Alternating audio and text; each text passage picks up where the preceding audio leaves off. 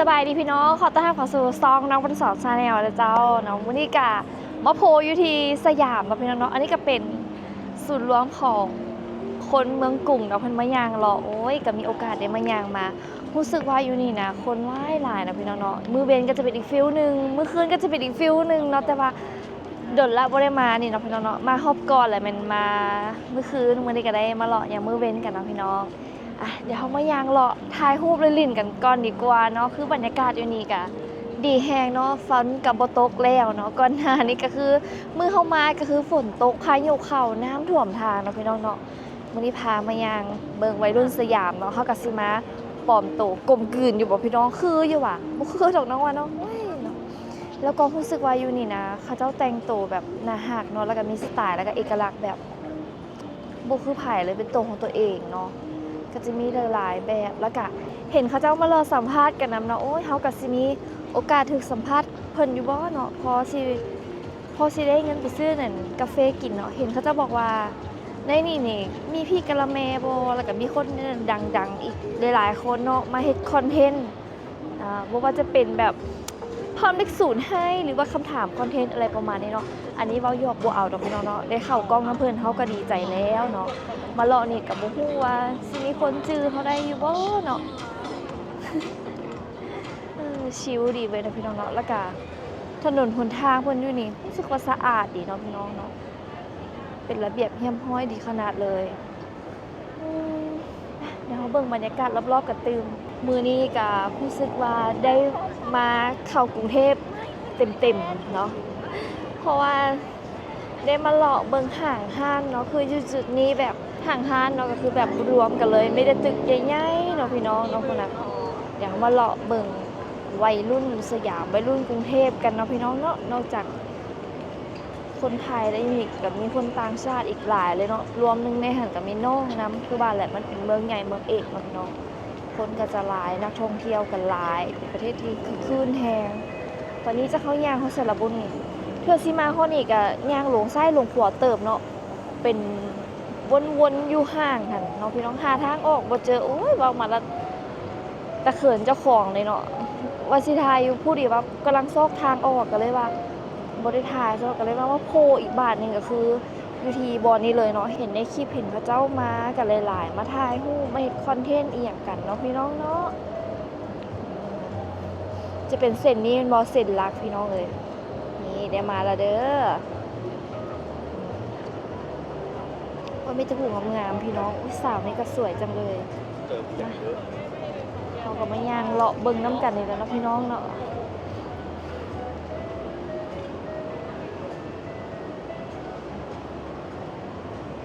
นี่สาวนี้นะหักเนาะสุดสีบัวนี่นะจะแพงด้วยโดนออกไปยังอ่ะไม่บกล้าบกเขินบกล้าไปลมย่างเราไปเราไม่ได้แล้วบรรยากาศมันนี่ก็สิเป็นประมาณนี้พี่น้องเอ้ยสะอ่อนอยู่นี่เครื่องหลายของอยู่ของกินเครื่องไส้เห็นแล้วแบบว่า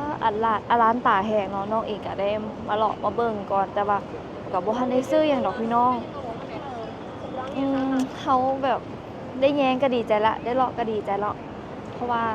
ก่อนหน้านี้ก็ไปเลาะมาบางจุดบางมุมเนาะของแบรนด์เนมเนาะของแบบชุดนิยมอย่างซี่ราคาก็หลักหมื่นขึ้นอย่างซี่เนาะโอ้ก็แบบเนาะก็ของดีมันก็ต้องสูงแน่เพราะว่าอย่างได้เห็นก็ดีใจละ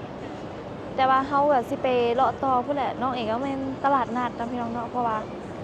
มันก็บ่เหมาะกับการใช้ชีวิตเฮาบ้านน้องเองก็มีแต่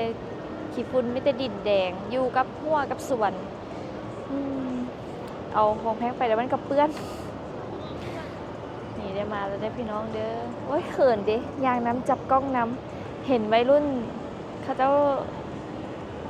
เฮ็ดคอนเทนต์อย่างกันแล้วก็แบบเขาเจ้าเก่งเลยกล้าแสดงออกกล้าเว้าเนาะเดี๋ยวนี้เนาะสมัยน้องอายุซ้ำเขาเจ้านี่ก็คือแบบโอ้ยยังขี้อายเห็นกล้องนี่ก็คือแบบแลนแล้วแหละเนาะแต่ว่าเดี๋ยวนี้ก็วัยรุ่นทางฝั่งลาวฝั่งไทยเขาก็ถือว่ามีความกล้าความสามารถหลายเติมเนาะน้องเอกยังขี้อายอยู่นี่เห็นสาวๆอย่าแบบอยากเข้าไปลมน้ำอยู่แต่ว่าย่านเขาบ่ลมน้ำสินะย่านถือการปฏิเสธพี่น้องเอ้ยเดี๋ยวน้องเอกก็สิได้ เลาะตื่มอยู่นี่ก่อนเนาะแล้วก็ไปซอกช้อปปิ้งซื้อเครื่องสำอางจักเล็กๆหน่อยๆตื่มเนาะเตรียมงบมาช้อปปิ้งเครื่องสำอางมื้อนี้2,000เป็นเงินบ้านนอกนี่ก็ล้าน4ล้าน5แล้วได้เนาะแต่ว่าก็สิซื้อของที่ว่ามันบ่มีหั่นแหละเนาะบางเทื่อบางอย่างเราซื้ออยู่บ้านบ่ได้เขาก็ซอกซื้อพี่เอาแล้วกันแนวอยู่แนวกินเป็นน้ำเป็นเครื่องดื่มบ่อหยังประมาณนี้เนาะแล้วก็สิย่างเราจะสองรอบกันบางเทื่อมีคนมาสัมภาษณ์พอสิได้ออกกล้องน้ำเผาแน่เนาะโอ๊ยเขินดิย่างไปต่อนี่มาอยู่นี่ก็มี if and ball ใหญ่ๆแม่นบ่พี่น้องอยู่นี่ว้าวสิได้ไปซองเบิ่งก่อนเนาะแล้วก็มานี่แนะนำเป็นเครื่องดื่มหรือว่าอาหารเมนูใดพี่น้องเพราะว่าเราออกมาจากห้างมาแล้วป้าสะอ่อนเนี่ยอยู่แนวกินพุ่นน่ะหลายแฮงเราเลือกกินบ่ถึกเลยบางห้านดังๆอะนะจนแบบได้นั่งท่าคิวห้านหลายแล้วคนหลายแล้วยังมาต่อคิวกินอีกเห็นแล้วก็แบบป้าสะอ่อนแฮงเด้อพี่น้องเด้ออยู่ทางฝั่งประเทศไทยเนาะพี่น้องมากลับมาฮอบนี่รู้สึกว่าแบบร้านตาหลายเนาะเมนูใหม่ก็ขึ้นมาหลายเลยฝากเป็นกำลังใจให้สาวลาวคนนี้เด้อเนาะพี่น้องวันนี้กลับมาโพพอบอกพระเวทอยู่พี่แล้วกรุงเทพเนาะอยู่สยามเนาะพี่น้องเอ้ยยังอยู่มี3-4รถแล้วเด้เนาะอ่าเป็นเรื่องที่ศิวิไลขนาดเลยพี่น้องเอ้ยเนาะวันนี้ก็มีโอกาสได้มาเห็นโอ๊ยก็โดนๆก็ได้มาเนาะพี่น้องเนาะก็ดีใจหลายๆเนาะวันนี้ก็มาเยี่ยมยามพระกรุงเทพเลย แล้วก็พี่น้องคันหากว่าเมื่อยกับเวียกกับงานเนาะอยากไปพักผ่อนนี่ก็เชิญชวนไปเที่ยวลาวได้เด้อน้องบ้านน้องก็จะมีความงามแบบธรรมชาตินี่ก็คือหลายเลยเนาะเป็นวิถีชีวิต slow life เนาะใช้ชีวิตสบายๆเนาะนางเบิงสายน้ำเบิงสายหมอกปีนภูปีนผาแบบธรรมชาติแบบซีเนาะหรือว่าไปนั่งเที่ยวนั่งริมตามเทียมน้ำเนาะน้องแนะนำเลยเนาะคันหากว่า ไปทางเหนือก็นี่แหละที่เด็ดคนเด่นเมืองเฟืองวังเวียงหลวงพระบางไซสมบูรณ์อุดมไซขึ้นไปโพสาลีไปเลยเนาะหรือว่าทางใต้นี่ก็มีหลายจุดหลายหม่องเนาะแล้วก็ช่วงนี้เขานิยมกันไปก็คืออยู่ท่าแขกสวรรค์ปักเซ่เนาะเด่นๆกันเป็นปักเซ่บ่เที่ยวหลายปลาหลายสิเนาะพี่น้องเนาะมื้อนี้ก็ย่างเลาะไปมาแล้วก็สิได้ขอตัวออกเมื่อก่อนแล้วพี่น้องย่างหลายก็เริ่มปวดขากันแล้วน้องมื้อนี้ก็หัวเข่ากับบดีอายุกับน้ำกันเลยเนาะ โอ้ยผมมียังหลายพี่น้องเอ้ยวันนี้มายางเลาะแล้วกับพ่อเพเบแถวนี้แล้วก็สิได้ออกไปซอกซื้อน้ำซื้อยังกินกันก่อนเนาะต้องขอบคุณทุกคนที่เข้ามาติดตามรับชมเด้อน้องเอกสิได้ขอตัวไปก่อนเด้อบ๊ายบายแล้วพบกันใหม่